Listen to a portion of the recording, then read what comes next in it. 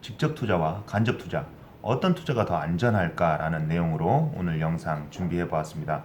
스스로 재테크 전문가라고 생각하는 경우가 아니라면 투자는 직접 투자보다 간접 투자, 즉 전문가에 맡기는 투자를 권해드립니다. 많은 전문가들이 이렇게 많이 권합니다. 이러한 간접 투자의 신화가 요즘 흔들리고 있습니다. 펀드 환매가 중단되기도 하고 높은 연봉의 펀드 매니저들이 유망한 주식을 직접 골라 담은 펀드보다 주식시장 전체 지수를 따라가는 인덱스 펀드라고 하죠. 이런 펀드들이 더 높은 수익을 내는 일이 자주 발생하고 있습니다. 이른바 간접 투자의 순환 시대가 되었다는 뜻이겠죠. 그래도 간접 투자가 직접 투자보다 더 좋은 것일까? 어떻게 해야 이런 사고를 피할 수 있을까? 차라리 직접 투자가 더 나은 것일까? 라는 고민을 하게 만듭니다. 간접 투자에서 왜 자꾸 사고가 날까요? 얼마 전 라임 자산 운용에서 운용하던 펀드가 큰 손실을 입어 환매 중단을 선언했습니다. 그죠? 왜 손실을 입었는지, 언제부터 이런 손실 가능성을 알았는지, 어느 정도 회수할 수 있는지 아직도 파악되지 않고 있습니다. 책임자도 도주 중이고 직원들은 계속 퇴사하고 있습니다. 이 자산 운용사가 운영하던 펀드는 수익률이 좋다면서 은행 창구에서도 권유하던 펀드였습니다. 잘 모르는 개인들은 직접 투자하려고 하지 말고 이렇게 괜찮은 펀드에 돈을 맡기는 게 좋다는 조언이 무색해졌죠. 전문가도 실수할 수 있으니 어쩔 수 없는 사고 같은 것으로 생각해야 될까?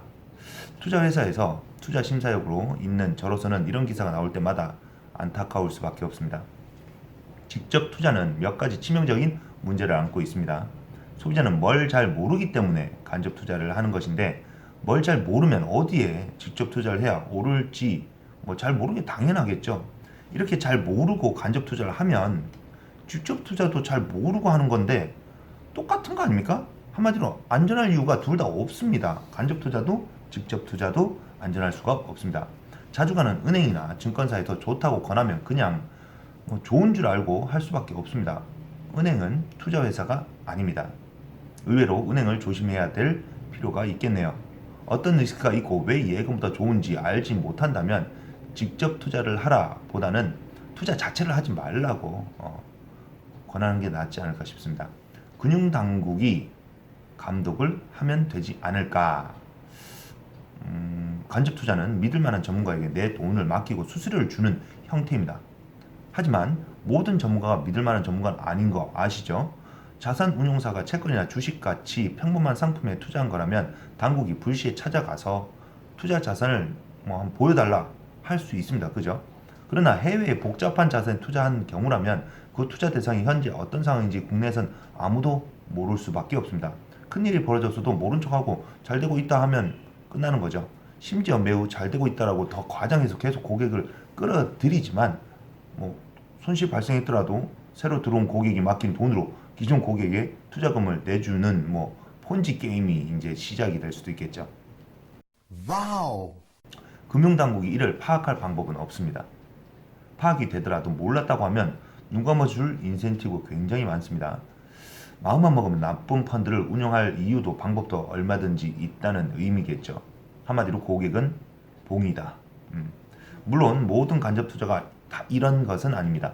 고객이 아무 종목이나 골라서 직접 투자하는 것보다 고객보다 더 경험이 많은 펀드 매니저가 종목을 골라 담은 그 안전한 가능성이 더 높을 수밖에 없겠죠. 그러나 어떤 펀드가 나쁜 펀드인지 구별할 방법이 없다면 그런 펀드를 망할 확률이 아주 높지는 않다는 이유로 그래도 직접 투자보다 간접 투자가 더 낫다고 하기는 좀 어렵습니다.